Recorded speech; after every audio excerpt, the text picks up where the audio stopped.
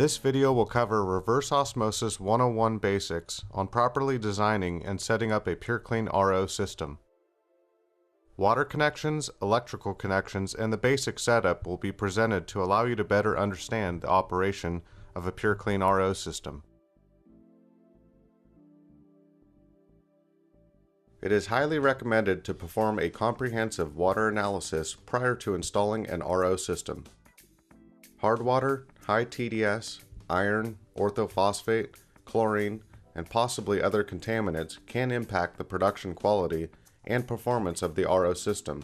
Based on the design of the proprietary technology of the onboard stabilizer bar, our system is able to run without a water softener and can handle up to 20 grains of hardness. If the water is harder than 20 grains, a water softener will be required. If orthophosphate, alum, iron, or other similar contaminants are present, they can clog the membrane up very quickly and reduce the production quantity and/or quality of the RO water.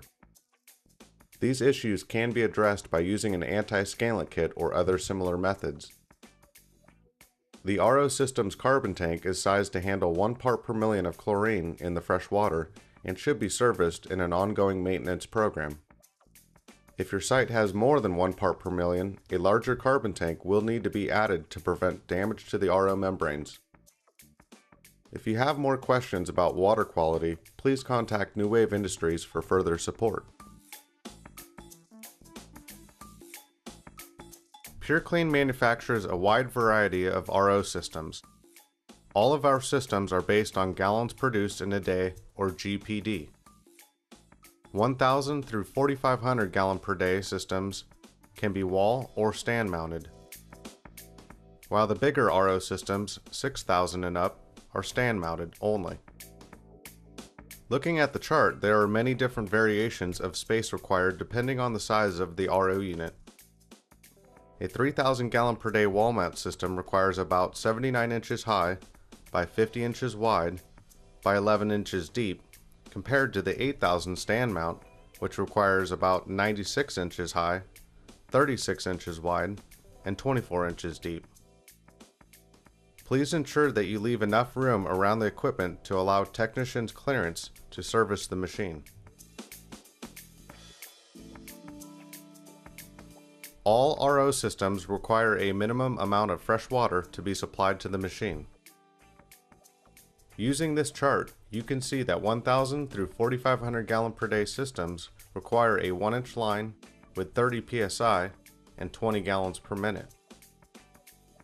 The 6,000 through 10,000 gallon per day systems require a 1-inch line with 40 psi and 30 gallons per minute.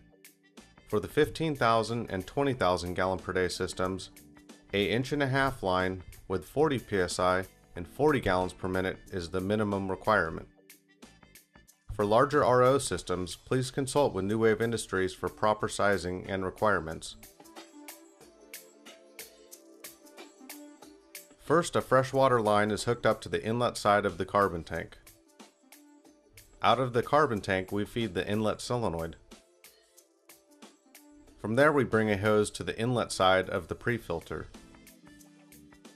After the pre-filter and stabilizer bar, another line feeds up to the pressure pump.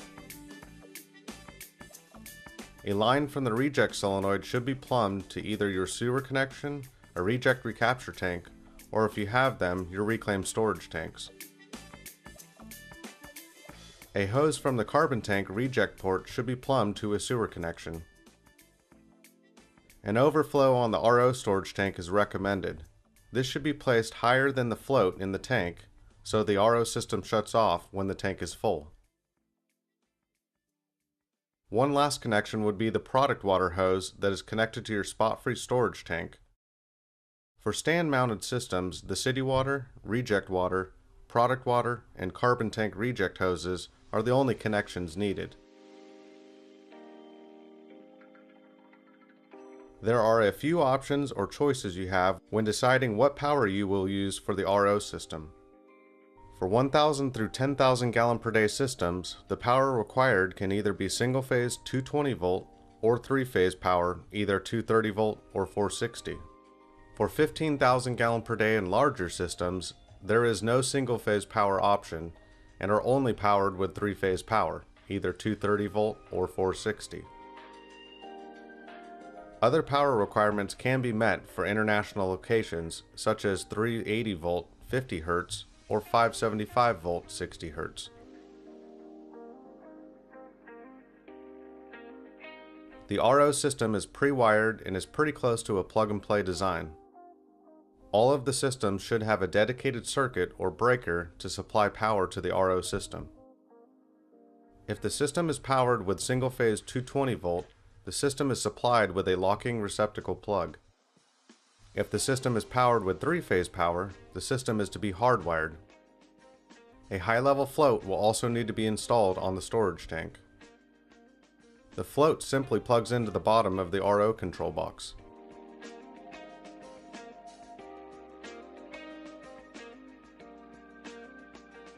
The fresh water begins flowing through the carbon tank first.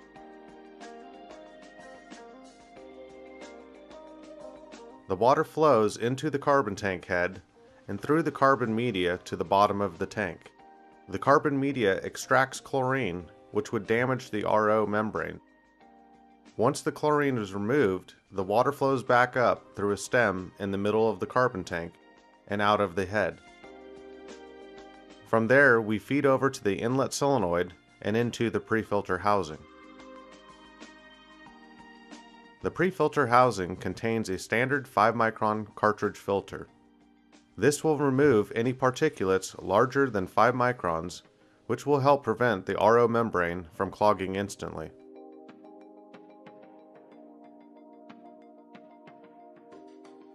The water then passes over to the water stabilizer bar. This bar eliminates the need for a water softener on our RO systems. Hard water is mostly comprised of calcium and magnesium. When those molecules pass by the stabilizer bar, a catalytic effect happens which causes the calcium and magnesium molecules to start to clump together and form big groups instead of staying as singular particles.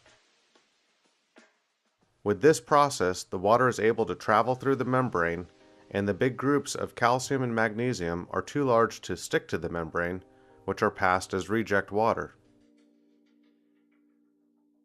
The water is pressurized through a booster pump and feeds into the inlet side of the membrane. The spiral wound membrane filters out the remainder of the particulates in the water.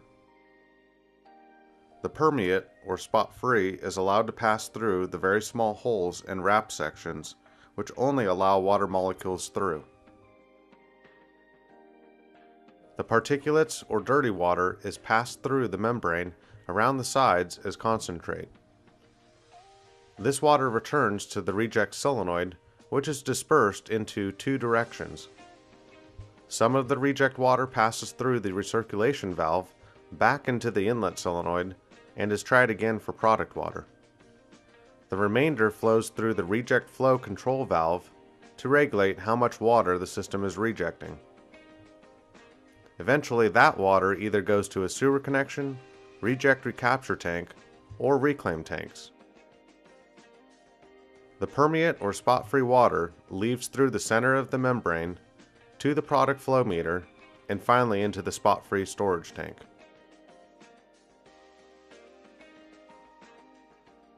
You can use your RO water for not only the final rinse, but also chemical mixing and window rinsing. Using RO water for your chemicals will greatly reduce the amount of chemical needed to properly clean the car. The harder the water, the more chemical you will need to use in order to get the foamy cleaning action. If you have a car wash building with windows, utilizing the RO water with one of our window rinse systems will keep the windows clear and clean. Any chemicals or dirty water that gets onto the windows can easily be rinsed with the RO water.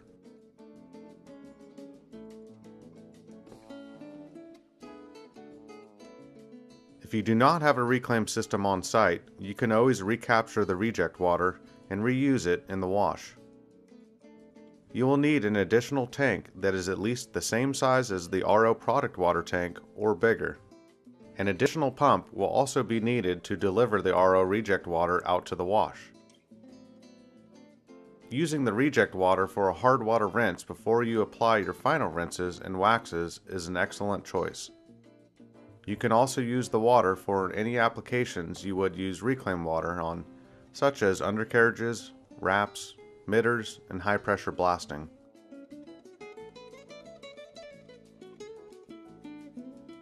When sizing an RO system, there are a few factors needed. Number of cars washed in a day, how many gallons of spot-free water will be used per car, the number of hours you are open for business, and how many gallons of storage you have.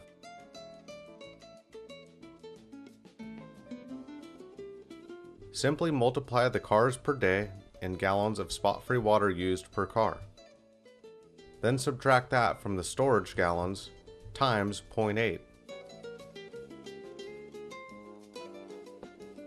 Now to find out the size of RO unit I would need, take your gallons required per day divided by your hours of operation.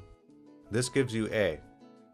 Now multiply A times 24 times 77 divided by the water temp minus the storage gallons multiplied by 0.8. This formula will give you the size of RO unit you would require at your site.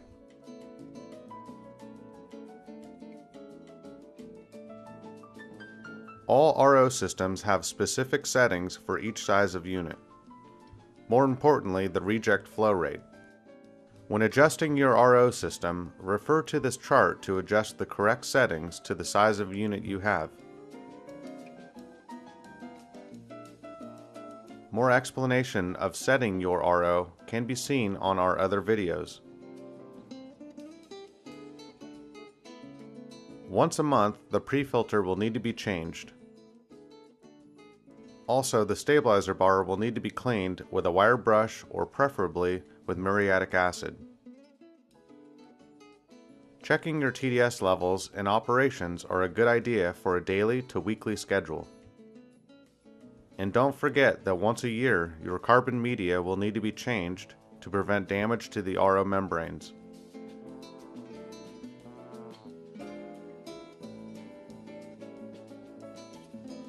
Do not mount or place the standard RO systems in the wash bay. PurClean manufactures specific units, our Extreme series, that are purposely built for in-bay applications. These Extreme units are available in 1,000 through 4,500 gallon per day systems and are only wall mounted. Do not place the RO storage tank near sunlight. This will create issues with bacterial growth. Purchase a UV rated or dark walled such as a black tank instead of a standard white tank. The PurClean reverse osmosis system requires the attention of the site work contractors, electricians, plumber, and general contractor. New Wave Industries is willing to assist in any way possible, but the installation team of contractors is key to getting the plumbing and electrical work done correctly. Hopefully this video has helped illustrate the requirements of a PurClean reverse osmosis system.